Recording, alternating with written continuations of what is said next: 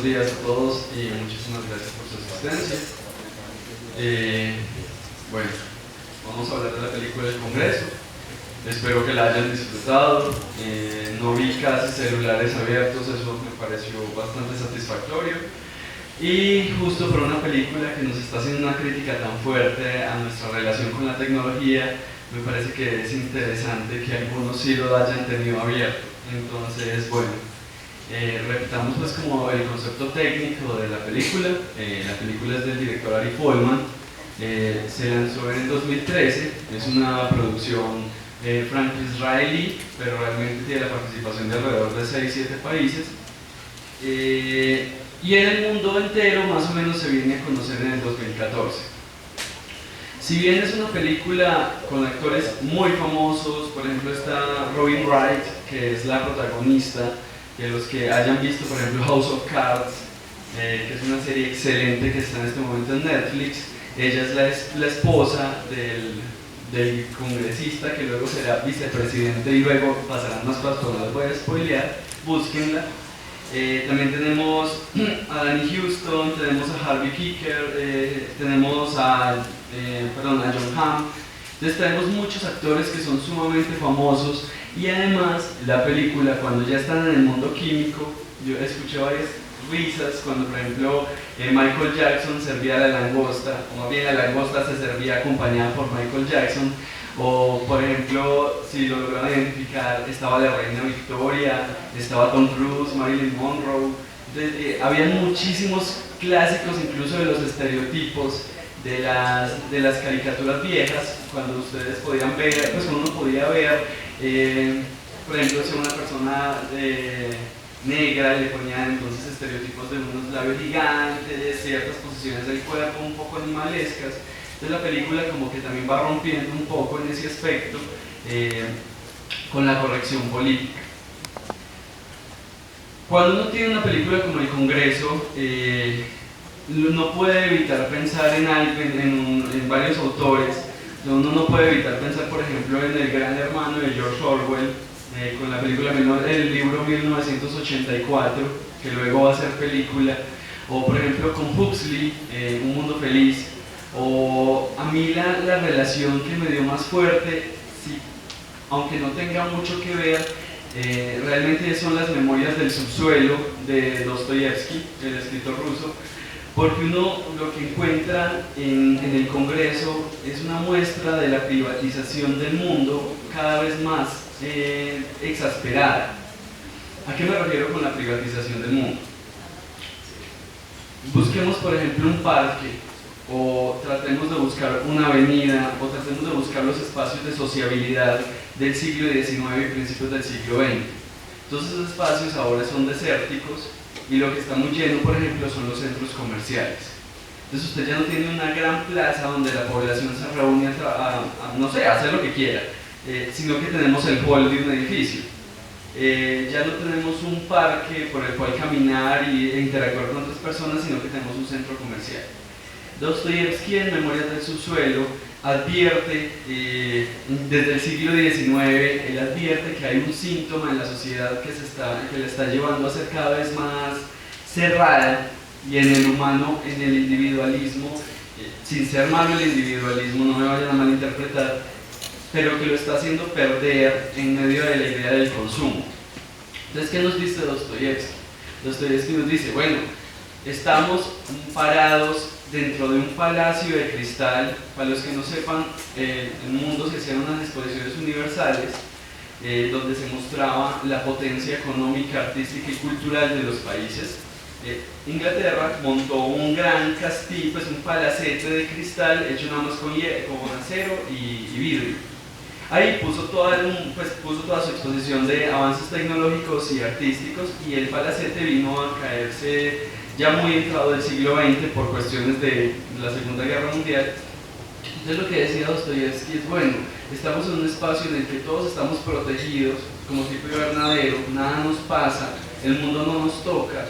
Entonces, y dentro de él estamos dispuestos, o está todo dispuesto, para que nos consumamos los unos a los otros y consumamos lo que nos están dando para consumir. El mundo real, ¿dónde queda? Afuera. al otro lado del vidrio. Y tenemos la experiencia, por ejemplo, con el arte de lo sublime. Entonces, todo lo aterrador está afuera, pero a mí no me afecta.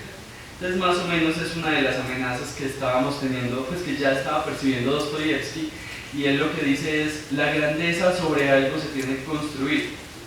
Y él dice, todo lo que está debajo del palacio somos nosotros, los desagradables, los que pensamos, los que hacemos, los asquerosos, los sucios, los viles. Entonces, en conclusión, como vieron en la misma película, lo que está debajo, lo que sustenta ese mundo, normalmente es la destrucción. Eso me lleva a otro punto importante de la cátedra de cine Ciudad Abierta para el ciclo que nos atañe. Ustedes tienen el cuadernillo. ¿Alguien lo tiene? Pero lo han visto. Bueno, el cuadernillo, ¿cómo no lo han visto? El cuadernillo tiene una especie de muñeco en una pose rarísima, es como una mano apoyada y un pie estirado, y tiene una máscara como de buzo, un poco mezclada entre buzo y máscara de gas. La idea de esa máscara, pues, del muñeco en medio de un fondo azul brillante, era mostrar una obra de arte proyectada en una idea, en un concepto, que la intención era trabajar con el ángel de la modernidad de Klimt, que es un ángel con cara de perro, muy bonito, sobre el cual el filósofo Walter Benjamin dice que es el ángel, pues es el ángel de la modernidad. El nombre original es Angelus Novus. Walter Benjamin dice que este ángel va volando con los vientos del progreso, y cuando voltea la cabeza ve con terror todo lo que está dejando a su paso, que es solamente destrucción. Entonces, más o menos lo que el ciclo quiere proponerles es algo así, como voltear la cabeza a ver qué es lo que está quedando y qué es lo que estamos dejando a un lado. Volviendo a la película, que pena ahí la volada entre 3 siglos. Esta es una de las películas más interesantes que tiene el ciclo, porque mezcla animación con actuación real, y además es una de esas películas en las cuales uno no queda seguro de qué fue lo que pasó. Uno al final dice, bueno, estoy viendo lo de Aaron, ¿será que cuando Aaron entró al mundo químico, entonces comenzó a hacer un recorrido de toda su vida y vuelve y empata? ¿O qué es lo que estoy viendo acá? O cuando estamos con Robin Wright, ella está todo el tiempo cambiando dentro del mundo químico. Nunca tenemos estabilidad dentro de ese mundo químico, y de tantos estímulos de lo que aparentemente es realidad, al final no sabemos qué fue lo que pasó, por qué la realidad se dio de esa manera, ella por qué tomó tales decisiones. Entonces la película nos confunde todo el tiempo y nosotros quedamos en el mismo estado de confusión en el que ella está. Entonces es de las cosas más interesantes que la película tiene. Esta película, algunos, por ejemplo, cuando se analizó en la Nacional, el analista señalaba algo que es muy válido, y es que si bien la película está basada en un libro que se llama El Congreso de Futurología de Stanislaw Lem,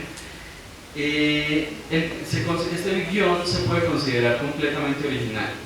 El libro es solo un congreso de futurología, más o menos propone esta misma idea de la dependencia química, pero está centrado en otro personaje. O sea, no está centrado en Robin, sino en un astronauta que despierta de un estado pues como de congelamiento.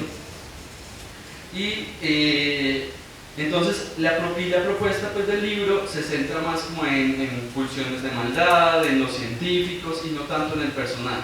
Entonces el libro fue una inspiración para la creación de un guión original. ¿Listo? Perdón, disculpen una segunda. El libro, por ejemplo, también nos va a hacer una mención de que para poder ser felices es necesaria la droga, y además es necesario que otros sean infelices. En el libro, por ejemplo, no solamente les van a suministrar drogas, sino que van a poder obtener pulsiones de infelicidad para otros. Esto también es sintomático de la época de producción del libro. El libro es de los años 70. Uno tiene que saber que todo producto cultural tiene que ver con su época. O sea, no necesariamente es una crítica a su época, ni una cuestión posapocalíptica, ni nada por el estilo, sino que tiene algunos códigos culturales que resultan importantes. Aún así, uno sí podría decir que tanto el libro como la película hacen una fuerte crítica al consumo de drogas, no necesariamente solo el consumo de ácido, marihuana o demás alucinógenas, sino la dependencia farmacológica que tenemos hoy día de las personas. Absolutamente para todo estamos necesitando medicalizarnos. Toda la vida, cuando estaban chiquitos, por ejemplo nuestros padres, podían llegar a ser niños inquietos, insoportables y con una chancla se solucionaba.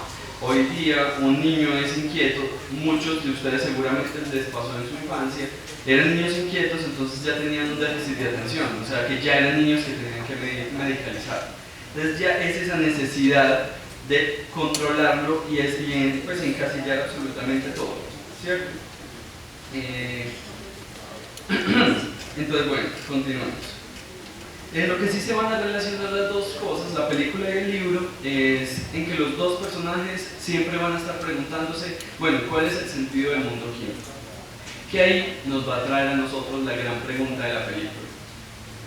Pues, las grandes preguntas de la película, que viene a ser esa realidad maravillosa que podemos consumir perpetuamente, o ese mundo real tan aterrador, pero a la vez tan necesario para poder ser. Entonces ese es el dilema, el delay en el que va a estar todo el tiempo Robin Wright, y creo que es la pregunta más importante de la película, que es, bueno, ¿cuál es realmente la necesidad? Y uno mira las costumbres actuales. Hay una vida muy feliz, por ejemplo, que se tiene en redes sociales, y una negación absoluta de la vida que se puede tener en el cotidiano. Puede sonar una crítica tonta y retrillada, pero uno en realidad sale a la calle y la gente sí mira para el piso. Todo el mundo está dependiendo del celular.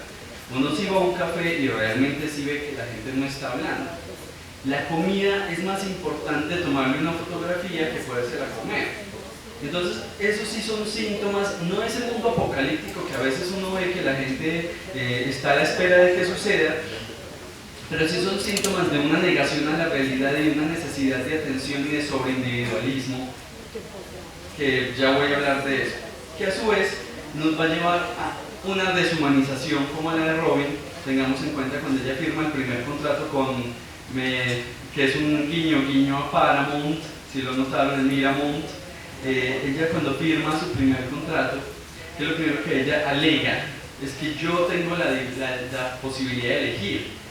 Cuando a ella le dicen, no, es que usted ni siquiera es necesaria, es una primera forma de deshumanización que se está haciendo alegoría en la película, porque ella cede su imagen, o sea, ella cede toda su presencia, su cuerpo, sus orgasmos. Recuerden que ellos lo decían, que hay que mostrar incluso el clímax. Claro, usted tiene que ser grabado incluso su clímax. Y tenemos además un segundo golpe de deshumanización, que es cuando se va un poco más allá de ese mundo real, que es cuando llega el mundo químico, ¿cierto? Que no es muy diferente, por ejemplo, de lo que les estaba diciendo. Esta segunda tanda de realidad nos lleva a nosotros a un concepto que va a ser la distopía. ¿Qué es la distopía? La distopía en sí es solamente, pues, o no solamente, pero se debe entender primero que nada como un género literario. O sea, la distopía no era algo que se tuviera en cuenta en la antigua Grecia, ni en escritos orientales previos a más o menos al siglo XVII, XVIII, cuando se empieza a pensar fuertemente en la necesidad de la utopía. ¿Qué viene siendo entonces una distopía? Viene siendo un lugar desastroso, monstruoso, donde todo está fuera de control, o todo está en el control de un ente estatal o militar que está controlando a toda la población y sus derechos civiles. Más o menos viene siendo eso. Ahora, ¿qué es una utopía? Bueno, sí, utopos, o sea, el que no tiene lugar. Pero tenemos una cuestión con la utopía, y nos la trae, por ejemplo, Las Mil y Unas Noches, que es la Ciudad de Bronce. La Ciudad de Bronce es un ejemplo de utopía. No sé si ustedes han leído Las Mil y Unas Noches. Si buscan el cuento de la Ciudad de Bronce, van a encontrarse que es una ciudad donde toda la gente es de bronce, todas las casas son de bronce, y es casi que imposible entrar. ¿Por qué? Porque una utopía, para que se pueda lograr, no puede tener cambios. O sea, una utopía es un lugar congelado, es un lugar estático. Y la cuestión con la utopía es que cuando la utopía se cumple, se vuelve distópica. ¿Por qué? Porque desaparece la humanidad, desaparecen las pulsiones humanas, entonces no queda forma de resistirse. Ahí es donde uno fácilmente dice, ¿qué es la distopía? El cumplimiento de la utopía, cuando la utopía se logra.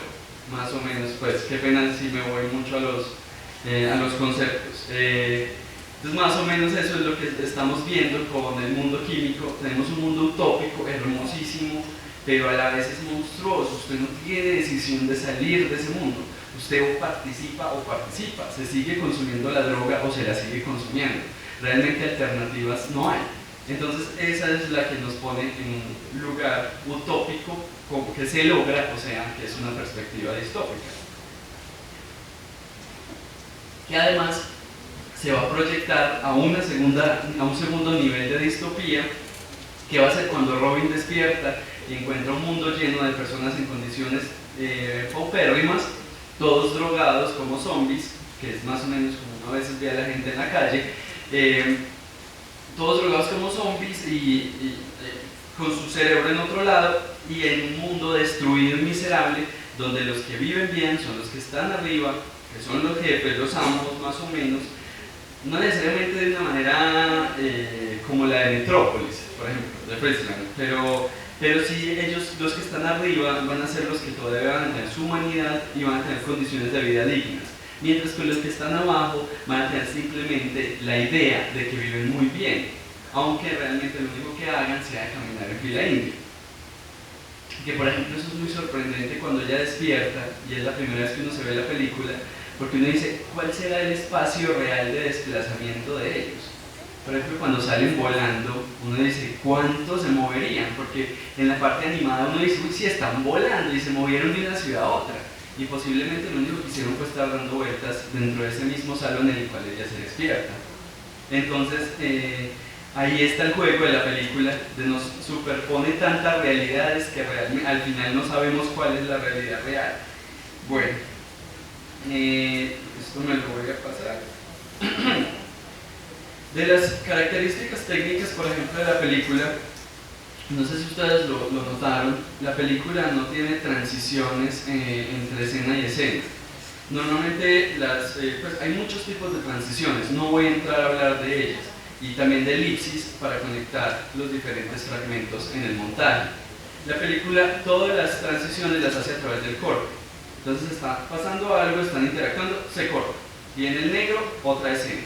Se termina esa, vuelve y corta, otra escena. Entonces, y esos cortes cada vez nos van llevando más acelerados, nos va aumentando el ritmo de la película.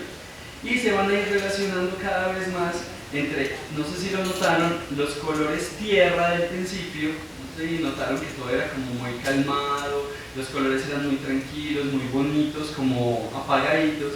Pero inmediatamente ella firma el primer contrato, la cosa empieza a cambiar, los ritmos empiezan a aumentar, y cuando ya está en el mundo químico, todos los colores son brillantes, eléctricos, sobrecargados. Entonces esos, por ejemplo, es una forma de mostrar, pues esos son de las herramientas que las personas que trabajan con el cine utilizan para poder crear una narrativa. Entonces la idea era mostrar el cambio radical de ese mundo normal a ese mundo químico. Y si lo comparamos, por ejemplo, con el mundo oscuro y lúgubre del final, destruido, ahí tenemos otros colores. Entonces nos generó diferentes emociones y al final quedamos muy confundidos porque quedamos amando un poco más ese mundo irreal, aún sabiendo que debemos ser críticos con él. Bueno, también a medida que va avanzando la película nos damos cuenta que hay mayor acumulación, lo más importante es la acumulación de objetos. También vamos viendo que la tecnología empieza a tener más importancia en la vida y el ser humano como sujeto comienza a tener menos importancia. Entonces recuerden que te puedes volver comida, te puedes volver lo que sea, y esto viene siendo como una especie de apología al consumismo en cuanto a que todo se puede consumir, todo está determinado por modas. Entonces hace un año, él lo dice, tuvimos la droga griega, entonces yo fui un dios que me transforma en toro y me follé a la hija de Zeus, más o menos es lo que nos dice. Entonces ahí tenemos también como una idea de ese consumismo que la película nos está mostrando, es la necesidad de estar todo el tiempo consumiendo, consumiéndonos a nosotros y consumiendo también ese mundo lleno de estímulos. Y vemos a Miramont que lo que hace también es decirnos, no, es que la gente tiene que consumir, usted ya no hace parte del plano de consumo, entonces vamos a cambiarla. Vamos a volverla más joven, vamos a volverla más vieja, la necesitamos de tal forma. Y la película, si bien nos hizo un guiño con el cine hollywoodense y nos mostró a Marilyn Monroe, nos mostró a Tom Cruise, también aprovecha y critica a esa industria cinematográfica hollywoodense, que es esa industria de la destrucción, del consumismo, de hacer cualquier película, no hay que ellos mismos lo dicen, utilizan tu imagen, hacen cualquier comedia pendeja de 2 o 3 horas, te ahorras 6 semanas en el plató. Entonces, de paso, la película hace un honor a Hollywood, lo menciona, le reconoce y a su vez hace una crítica al modelo económico que Hollywood plantea con las películas. Y por este lado es que uno ya puede como sacar una conclusión distinta de la película, ya para ir cerrando, y es que si bien uno pensaría que el fin último de la película es la drogadicción, el consumo de drogas, de alucinógenos, el viaje de ácido, la película al hacer tanto énfasis en el cine también está haciendo una crítica frente a lo que consumimos como individuos el día de hoy, el día a día. Y entonces, y se los digo de manera muy personal, como colombianos, enfrentarse a la parabólica, eso es la peor, iba a decir una subida de tono, o sea, es de las peores experiencias que uno puede tener. Usted prende un televisor para ver televisión nacional y lo que usted se encuentra es basura literal y basura para que usted simplemente se quede atontado. Uno nunca se encuentra una cosa como esta que termine y uno se quede pensando. Uno realmente lo que ve es la maldita lisiada y lo único que sigue viendo es la maldita lisiada. Y realmente es lo que seguimos viendo. Y nos parece muy divertido porque es nuestro día a día.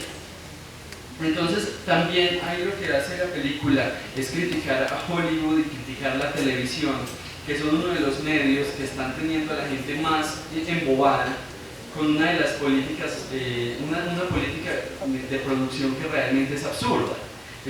Uno diría, bueno, es que hacen novelas malas y de narcos porque es lo que la gente consume. No, hacen novelas malas y de narcos porque son muy baratas y a la gente no le queda otra que consumirla. Si usted educa a un público para que consuma cosas de calidad y sea crítico frente a lo que consume, ese público no va a volver a consumir narconovelas pendejas. Si a usted le enseñan a comerse algo bien preparado o, no sé, cuidando un poco de su salud si le interesa hacerlo, usted no va a volver a dejarse meter cualquier pedazo de chunchurria teniendo pues las condiciones para comer algo distinto. Entonces, bueno, finalmente la película se va a mover en la metaficción, va a hacer un cuestionamiento de la realidad al ser exageradamente ciencia ficción. Es muy curioso eso, que el personaje pelea contra las películas de ciencia ficción en su contrato, pero aquí está haciendo una. Entonces es muy bonito ese detalle.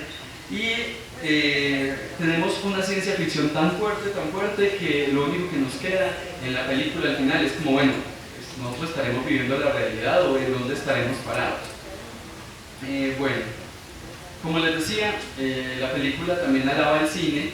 Por ejemplo, la Cometa Roja es un reconocimiento, por ejemplo, al Globo Rojo, el cortometraje donde un niño persigue un balón rojo por toda la ciudad, que dura como 36 minutos. O por ejemplo la necesidad de tomarse la pastilla al final, eso es muy Matrix, todos se vieron aquí Matrix, me imagino, que le dicen, bueno, te vas a tomar la roja o la azul, entonces decida si se queda acá o si se va para allá, y ella también le dice como, bueno, es la pastilla roja que parece un diente, entonces bueno, ¿usted qué va a hacer? Es más o menos también de paso un guiño que le hicieron a Matrix por ese lado. Entonces bueno,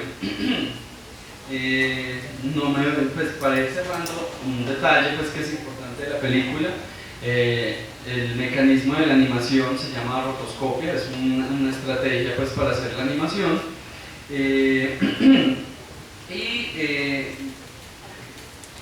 ¿cómo les dijera esto? Ari Folman, por ejemplo, si bien en esta película utiliza esa técnica, en todas sus películas utiliza técnicas distintas. Siempre hay que hacer la mención cuando uno habla de Ari Folman de otra película de él, que es Waltz with Bashir, Waltz con Bashir. A los que les haya gustado esta película, les recomiendo que la busquen, es muy buena y se consigue muy fácilmente en internet. Ay, es que tengo todavía muchas cosas. Qué pena, no me va a demorar mucho. Ahí simplemente pues, cerremos como con el título del ciclo. Este es el ciclo se llama Paradojas y Paradigmas Tecnocientíficos. Nosotros queríamos precisamente ahondar como en una reflexión frente a la relación con la tecnología. Entonces queríamos ver como con esta película creo que se puede plantear muy bien varias cosas de los paradojas y los paradigmas. Por ejemplo, ¿qué nos está diciendo la industria del cine? Que ellos tienen un paradigma que es útil financieramente y que es útil para que la gente lo consuma durante un periodo de 20 años, posterior a lo cual no va a ser necesario ese paradigma. Entonces ahí tenemos un cambio de paradigma cada 20 años, donde cambia el modelo de belleza, la forma de producción y el interés con los, por ejemplo, con los actores, para ese caso preciso. Y, por ejemplo, las paradojas que tenemos es la posibilidad, por ejemplo, de libre elección, pero tenemos la posibilidad de la libertad de elección solamente para elegir, por ejemplo, qué podemos comprar o de qué color lo vamos a hacer, y más o menos esa viene siendo como otra de las paradojas pues una de las paradojas que la película nos va a regalar. Y, por ejemplo, la idea del decaimiento de lo humano frente al crecimiento de la tecnología, que es paradójico porque desde el positivismo creíamos que esa clase de crecimientos nos iban a llevar a un estado superior del ser humano, y lo que vemos es otra línea, sin ser moralista, pues puede que el estado superior del ser humano sea el mundo químico, eso nadie lo quita. Bueno, finalmente ya ahora sí para terminar, perdón. La película nos invita a pensar el lugar hacia donde vamos, nos hace pensar y preguntarnos sobre ese presente constante de la belleza y de la tranquilidad frente a la necesidad, por ejemplo, de un pasado, de unas bases, de unas relaciones sociales. Y, no sé, aprovecho y les digo que entre las críticas de la televisión les recomiendo, por ejemplo, que busquen no solamente Waltz con Bashir, sino que busquen otras series que también tienen que ver con la tecnología. La película nos hace la crítica y nosotros podemos seguir reflexionando sobre ella, y les recomiendo una serie que se llama Black Mirror, viene siendo como Espejo Negro, una serie inglesa. ¿Alguien la ha visto? Una serie británica, cada capítulo dura 30 minutos, son 6 episodios nomás, y todos los capítulos son precisamente en relación con redes sociales, internet, tecnología. Entonces de pronto les interese y les pueda gustar. Y se refiere a este espejo negro, no al espejo de la policía, sino al espejo negro que es el que estamos mirando todo el tiempo, la pantalla del computador, la pantalla del celular. No sé de qué quieren hablar, me gustaría escuchar ustedes qué otras opiniones tienen, qué otros elementos encontraron en la película. Obviamente uno coge cosas, trata de divagar como una idea, pero esa no es la única interpretación que tiene la película. Entonces, no sé, ¿alguien tiene alguna opinión? ¿La película les generó algo, alguna inconformidad, preguntas, no solamente sobre la presentación, sino que quieran compartir con nosotros? Hola. Yo tengo una visión distinta a vos de la película, pues, sobre todo por las reflexiones que me generó. Tiene que ver un poco también cómo asumimos nuestra realidad y cómo a veces tenemos a nuestra realidad. Porque es que cuando nos vemos al espejo y darnos cuenta que quiénes somos, lo monstruosos que somos, que también cometemos errores, que tenemos pues como miedos, a veces es mucho más fácil evitar esos miedos, como ocurrió en la película, y tomar otro tipo de decisiones, ¿cierto? Pues finalmente ella jugaba, en la película la misma pollita pues jugaba como con todo lo que ella era, ¿cierto? Con sus temores, con sus sueños, con sus ilusiones. Entonces es como también la tecnología nos está llevando precisamente como a ese nivel de desconexión propia para generar otro tipo de conexiones, incluso hasta perder un poco, pues porque también la reflexión de cómo yo interactúo con las otras o los otros y genero otro tipo de proyectos o relaciones que me permitan pues como construir nuevas cosas, ¿cierto? Entonces es muy teso porque es así, a mí de la parte que pues a mí me llamó mucho la atención porque yo tenía un momento también igual en la película donde yo sentí un caos propio porque me sentía como una caricatura, yo quería no ser más la caricatura y reflexionaba y decía, pues no ser no, porque no era yo, sino lo que sentía, ¿no?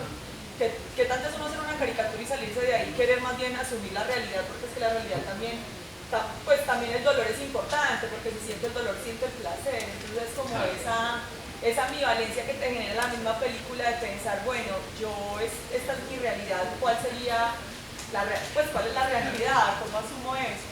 Entonces a mí también me parece que hay unos asuntos de orden político, de orden psicológico, de orden social, de orden sociológico, antropológico, pues que tiene para analizarse, ¿cierto? Sobre todo cuando ella fue tan valiente de decir, ¿cómo quieren ser yo soy una farsa, ¿cierto? Que también es una crítica a que todos las sujetas y sujetos a veces queremos ser otro, no aceptamos quién soy, cómo soy. Claro. Que también la reflexión de que la sociedad y el consumismo nos vende todo el tiempo la importancia de ser eternamente jóvenes, eternamente bellos. Ella se asume también en una realidad de, pues ya es una mujer adulta, pero entra a la película y todo el mundo la ve ella como un ideal de juventud, qué lindo ser así, y no aceptarnos pues también como en lo que somos. Parece que eso me llama bastante la atención. Ese punto, todos los puntos son muy importantes. Tienes toda la razón, y es, por ejemplo, uno mira ese mundo químico desde los ojos de ella, pero quién sabe cómo lo estarán viendo todos los demás. O sea, eso es una de las reflexiones que la película también, que uno puede lanzar sobre la película, y es precisamente esa percepción del mundo. Aquí todos tenemos una percepción del mundo particular, o sea, este auditorio ni siquiera lo vemos de la misma manera. Eso sí es completamente acertado. Gracias. ¿Alguien más? Por cierto, detalle curioso es que Robin Wright, ella se llama igual, ella es la actriz y ese es su nombre real y es el nombre como personaje. Y es interesante porque justo parece autobiográfico de ella, que es cómo dejan de aparecer las actrices a medida que pasa el tiempo, las que deciden envejecer con dignidad y no estirarse, que la misma película lo dice, les toca empezar a quedarse relegadas porque los papeles que pueden hacer ya no van a ser los que venden, los de la muchacha que puede vender. Y frente a lo que señalabas, ya me acordé de algo que se me vino a la cabeza.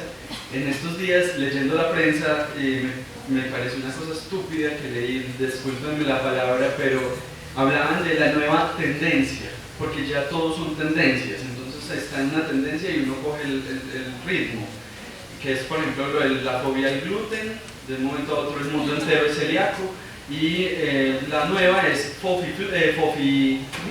fofisanos, que entonces que porque tales están barrigones, entonces que es la nueva tendencia, que somos fofisanos. Entonces yo, bueno, estoy en la moda. ¿Qué es esta bobada de que si no estás con los cuadritos, primero la tendencia de los cuadritos y ahora alguien se engorda, es famoso, es la nueva tendencia, somos fofisanos? Entonces uno tiene un poquito de barriga y ya estaba en la tendencia, todos empezaron a tocar la barriga. No, me siento yo orgulloso. Sí, claro, entonces uno dice, bueno, por fin estoy en la onda. Iba adelantado, me alcanzaron. Es la necesidad de ser aceptados, pero para que nos puedan consumir. Ese es de los puntos que nos tenemos que empezar a preguntar también, en qué punto necesitamos realmente consumir al otro y que nos consuma.